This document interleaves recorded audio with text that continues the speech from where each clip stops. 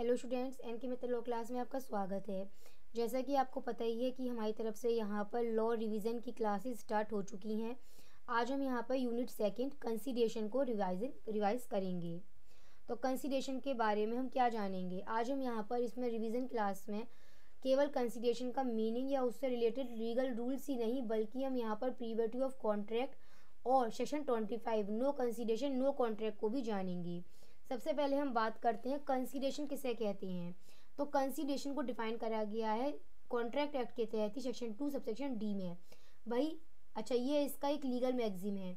भाई बहुत सिंपल सी बात है, अगर ए कहता है कि वो एक कार बी को 5 लाख रुपए में बेचने की बात कर रहा है, तो यहाँ पर ए के लिए कंसीडरेशन क्या है? यहाँ पर ए के लिए कंसीडरेशन है 5 लाख रुपए और बी के लिए कंसीडरेशन हो गया कार, समथिंग इन रिटर्न। भाई जब ए कार दे रहा है तो बदले में बी से ए को क्या मिल रहा है? 5 लाख रुपए मिल रही हैं।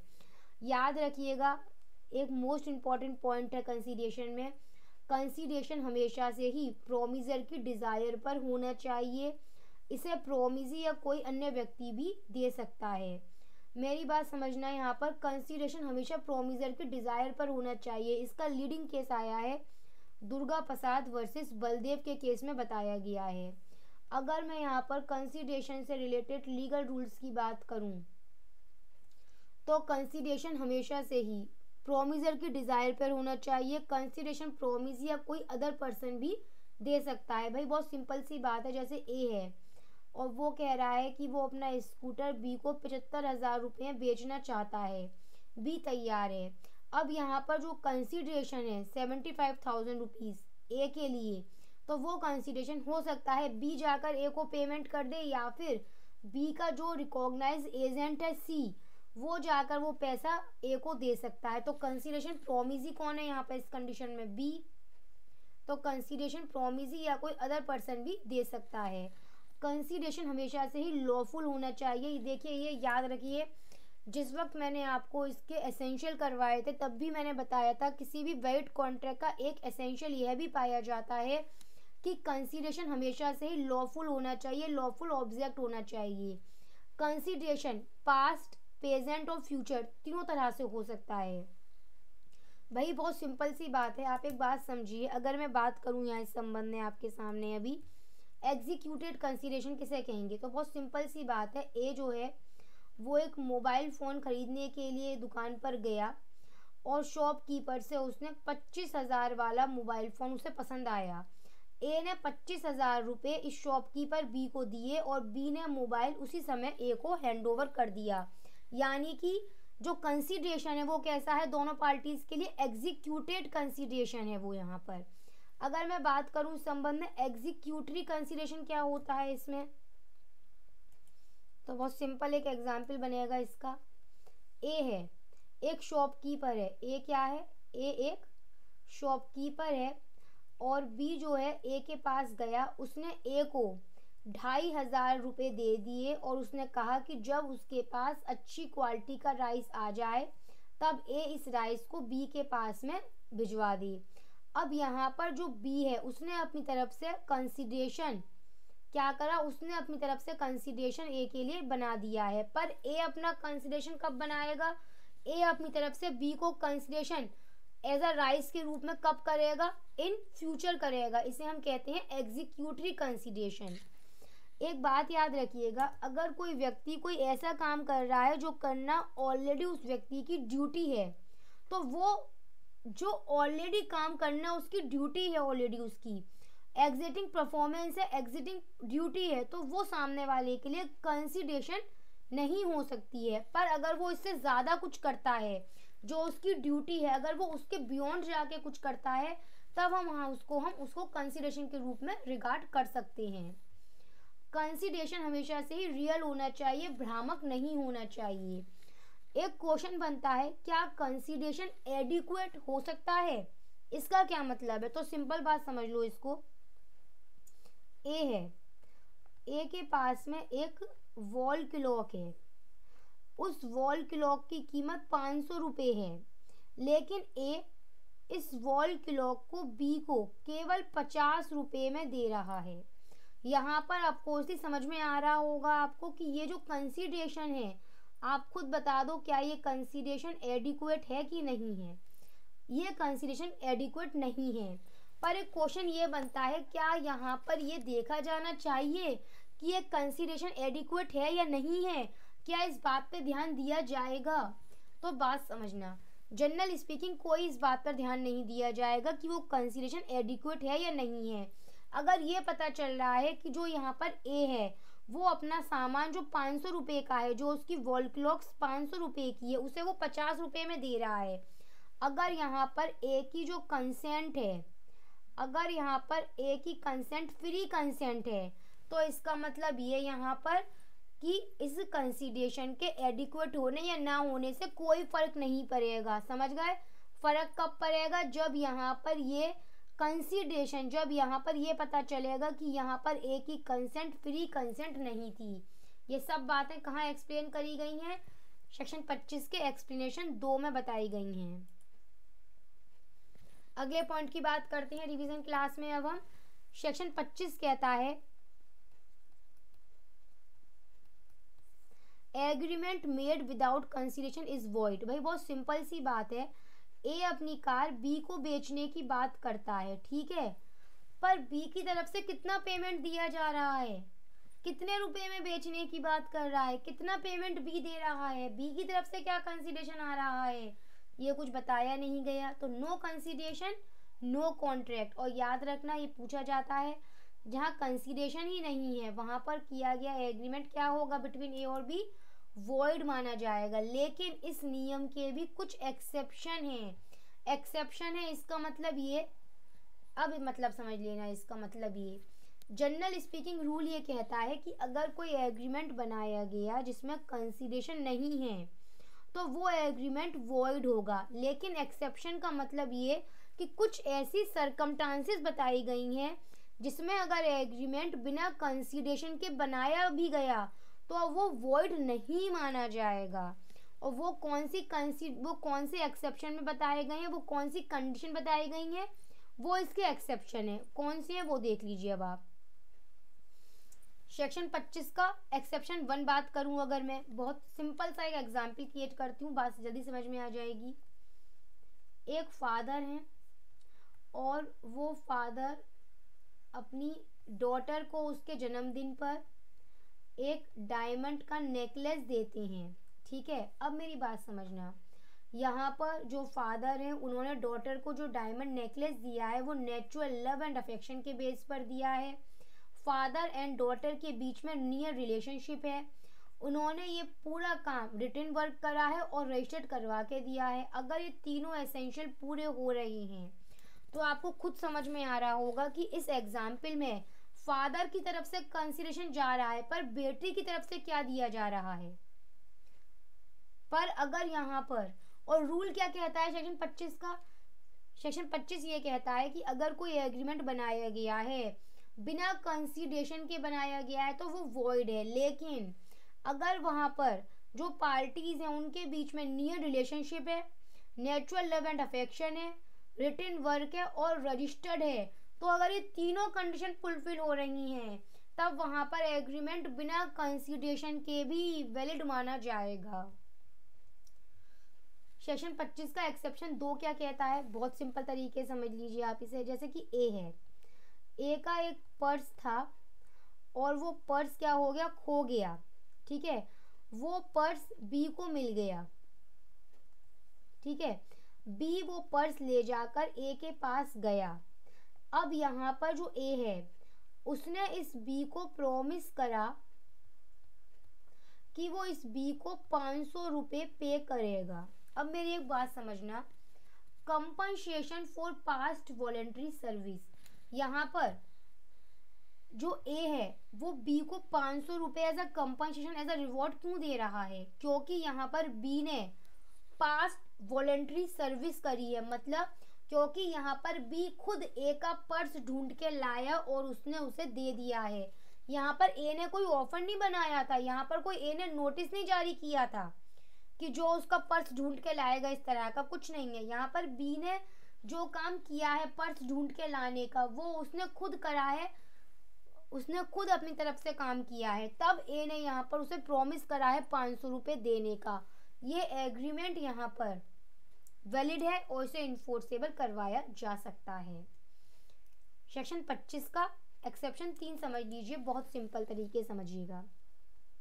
ए है, ए ने 5 लाख रुपए 10 जनवरी 2000 को इस बी को उधार दिए थे। कितने महीने के लिए दिए थे? 3 महीनों के लिए इसने बी को उधार दिया था। जब यहाँ पर ये 3 महीने बीत गए, बी ने पेमेंट वापस नहीं करा है, ए के पास क्या राइट आ जाता है? ए के पास राइट आ जाता है कि वो बी के अगेंस्ट सूट फाइल कर सकता है। लेकिन यहाँ पर ए ने ऐसा कुछ नहीं करा। अच्छा, एक बात याद रखना, सूट कितने समय के भीतर दाखिल कर सकता था वो बी के अगेंस्ट? लिमिटेशन पीरियड के तहत 3 साल के भीतर, जनरल स्पीकिंग इस प्रकार के मामलों में। पर उसने ऐसा नहीं करा, करीब 7 साल बीत गए हैं। अब यहाँ पर जो ए है, ऑफ कोर्सली वो अब मुकदमा नहीं कर सकता है, और बी जो था उसका एक अच्छा फ्रेंड था। यहाँ पर जो बी था उसने एक रिटन प्रॉमिस करा, रिटन प्लस सिग्नेचर करते हुए उसने एक प्रॉमिस करा, या तो खुद करेगा या उसका ऑथराइज एजेंट करेगा, कि वो ए को पेमेंट, चाहे तो पूरा पेमेंट या जैसे ही वो तय करें, वो पेमेंट करने को तैयार है। वो उसे अब उतना, कौन सा पेमेंट करने की बात की जा रही है? ये वाला पेमेंट, जो उधार उसने पैसा दिया था, लेकिन अब ए ने मुकदमा समय के भीतर दाखिल नहीं करा और अब वो उधार क्या बन गया? टाइम बार्ड डेब्ट बन गया है। तो जो अब बी है वो खुद उसको पैसा पे करने की बात कर रहा है ए को, यहाँ पर इस संबंध में वो रिटन और सिग्नेचर करके दे रहा है इस प्रॉमिस पर। तो अब यहाँ पर हम इसको इन्फोर्सेबल करवा सकते हैं इसे। इसके अलावा और भी कुछ मामले हैं जो इसके एक्सेप्शन कहे जाते हैं। भाई बहुत सिंपल सी बात है, गिफ्ट। ए बहुत सिंपल है, ए अपना mobile phone as a gift B को देता है। गिफ्ट क्या होता है?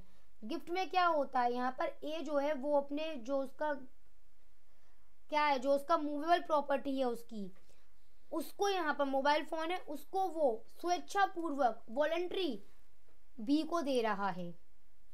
और यहाँ पर क्या बी की तरफ से कोई कंसिडरेशन ए को आ रहा है? नहीं आ रहा है। तो जो गिफ्ट होता है वो कंसिडरेशन के बिना भी वैलिड माना जाता है। एजेंसी सेक्शन 185 के तहत उसमें कंसिडरेशन की कोई आवश्यकता नहीं होती है। ठीक है, चलिए इसके साथ अगले पॉइंट पे आते हैं। प्रीवर्टी ऑफ कॉन्ट्रैक्ट किसे कहते हैं? प्रीवर्टी ऑफ कॉन्ट्रैक्ट समझने से पहले 2 रूल समझ लो। Stranger to consideration, stranger to contract. पहले समझ लो, स्ट्रेंजर टू कंसिडरेशन एप्लीकेबल होता है। मतलब क्या है? मतलब ये कि ए कह रहा है कि वो कार बी को 5 लाख रुपए बेचने की बात कर रहा है। ठीक है, यहाँ पर ये 5 लाख रुपए या तो बी पेमेंट कर देगा या बी के बिहाफ पर उसका रिकॉग्नाइज एजेंट सी आकर पेमेंट कर देगा।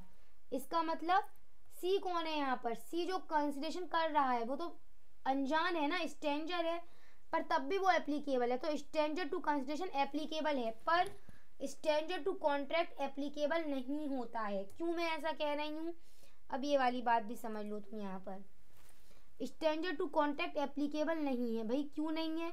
लीडिंग केस कौन सा है? जमुना दास बनाम राम अवतार का है। भाई बहुत सिंपल बात है, ए ने एक स्कूटर बी को बेचा 75,000 रुपए में। ठीक है, कल को अगर यहाँ पर ए और बी के बीच में कोई इशू क्रिएट हो जाता है तो यहाँ पर इस कॉन्ट्रैक्ट को, जो ए और बी के बीच हुआ था, इसको इन्फोर्सेबल कराने का राइट किसके पास है? जो इशू क्रिएट हुआ था उस इशू को सॉल्व करवाने का राइट किसके पास होगा? ऑफ कोर्सली ए और बी के पास होगा ना। क्या यहाँ पर सी जो बी का फ्रेंड है आकर ए के खिलाफ मुकदमा कर सकता है? नहीं। क्यों? क्योंकि सी यहाँ पर कौन है? सी यहाँ पर एक स्ट्रेंजर है और स्ट्रेंजर टू कॉन्ट्रैक्ट अप्लाई नहीं होता, और यही नियम कहलाता है प्रीवर्टी ऑफ कॉन्ट्रैक्ट। पर कुछ ऐसी कंडीशन होती हैं जिसमें थर्ड पार्टी के पास राइट आ जाता है कि वो उस कॉन्ट्रैक्ट को, जिसमें वो पार्टी नहीं रही है, तब भी वो उसे एप्लीकेबल करवा सकती है, इन्फोर्सेबल करा सकती है। ये कुछ उसके एक्सेप्शन है, जैसे कि trust and beneficiary, under a contract. एक एग्जाम्पल समझ लो, सपोज करो ए है, ए यहाँ पर एक फादर है, ये हो गया बी, ये बी यहाँ पर फादर इन लॉ है, ठीक है।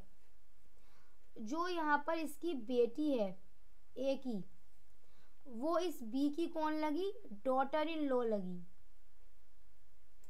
इन लोगों ने आपस में, फादर और फादर इन लॉ के बीच में आपस में यह एग्रीमेंट हुआ था कि फादर इन लॉ, जिसे हम इस केस में डिफेंडेंट कहते हैं, कि जो फादर इन लॉ है वो हर महीने अपनी बहू को, डॉटर इन लॉ को हर महीने कुछ पैसा उसके पर्सनल अलाउंस के लिए दिया करेंगे।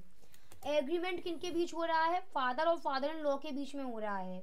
आगे जाकर जो यहाँ पर डिफेंडेंट है, फादर इन लॉ है, उसने कोई पैसा वगैरह जो है इस डॉटर इन लॉ को नहीं दिया। इस डॉटर इन लॉ के द्वारा, जो प्लेंटिफ बना इस केस में, इस डॉटर इन लॉ के द्वारा एक मुकदमा दाखिल करा गया अगेंस्ट बी, अगेंस्ट डिफेंडेंट। पर इस डिफेंडेंट ने यहाँ पर यह कहा कि भाई ये डॉटर इन लॉ तो इस मामले में आती ही नहीं है, यहाँ पर तो प्रीविटी ऑफ कॉन्ट्रैक्ट का नियम लागू होना चाहिए। क्यों कहा उसने, क्योंकि प्रीविटी ऑफ कॉन्ट्रैक्ट के नियम के अनुसार स्ट्रेंजर पार्टी तो आ ही नहीं सकती कॉन्ट्रैक्ट को इन्फोर्सेबल कराने के लिए, और कॉन्ट्रैक्ट तो फादर और फादर इन लॉ के बीच हुआ था। पर ये जो केस है, ये जो एग्जाम्पल मैंने बताया आपको अब, इसमें ये एक एक्सेप्शन है। क्यों, क्योंकि यहाँ पर जो डॉटर इन लॉ है, जो प्लेंटिव है, वो यहाँ पर बेनिफिशियरी है। यहाँ पर जो एग्रीमेंट फादर और फादर इन लॉ के बीच में हुआ था, वो वहाँ पर उसमें बेनिफिट ले रही थी, वो बेनिफिशियरी की भूमिका में थी। और बहुत से एग्जाम्पल्स हैं, आप बहुत से एक्सेप्शन आप देख लीजिए। एक्नॉलेजमेंट हो गया, कॉन्ट्रैक्ट थ्रू एजेंट हो गया, फैमिली अरेंजमेंट हो गया, असाइनमेंट हो गया। कॉन्ट्रैक्ट थ्रू एजेंट की बात अगर मैं करूं, एक बात समझो, ए है, वो एक एजेंट है, वो एक कार बेचता है। अब एजेंट किसके बिहाफ पे काम करता है, प्रिंसिपल के बिहाफ पे काम करता है। एजेंट यहाँ पर कार बी को बेचता है। एग्रीमेंट किन दो के बीच हुआ, ए और बी के बीच हुआ, लेकिन किसके बिहाफ पर एजेंट ने काम किया, प्रिंसिपल के बिहाफ पे काम किया। यहाँ पर प्रिंसिपल इस एग्रीमेंट में स्ट्रेंजर होते हुए भी राइट रखता है कि वो इस कॉन्ट्रैक्ट को इन्फोर्सेबल करवा सकता है, इससे संबंधित मामला कोर्ट ले जा सकता है वो। फैमिली अरेंजमेंट की अगर हम बात करें इस संबंध में, जैसे कि फॉर एग्जाम्पल सपोज करो यहाँ पर एक जॉइंट फैमिली है, उसमें ए बी सी डी ये 4 भाई रहते हैं, और उनकी ई एक अनमैरिड, उनकी एक ई जो है उनकी अनमैरिड एक कौन है, बहन है, उनकी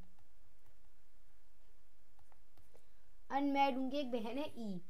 अब यहाँ पर ये जब प्रॉपर्टी का बंटवारा होता है तो ये चारों भाई मिलकर ये तय करते हैं कि यहाँ पर वो ई की शादी में पैसा लगाएंगे, ठीक है। अब एग्रीमेंट किन के बीच हो रहा है, एग्रीमेंट इन चारों के बीच हो रहा है केवल अभी। पर यहाँ पर यह जो ई है वो उसमें बेनिफिशियरी बन रही है, फैमिली अरेंजमेंट के तहत बात आ रही है, इसलिए ई के पास वो स्ट्रेंजर होते हुए भी कॉन्ट्रैक्ट में इस वक्त ये राइट रखेगी कि वो उस कॉन्ट्रैक्ट को इन्फोर्सेबल करा सकती है। तो इसी के साथ फिर अपनी हम आज की क्लास कंप्लीट करते हैं। आज के जो आपका यूनिट सेकंड में जो कंसीडरेशन के अंतर्गत जो टॉपिक दिए गए थे आपके, मैं आशा करती हूँ कि काफ़ी हद तक हमने उनको कंप्लीट कर लिया है और एक कंप्लीट रिवीजन हम यहाँ पर यूनिट सेकंड कंसीडरेशन का करवा चुकी हैं।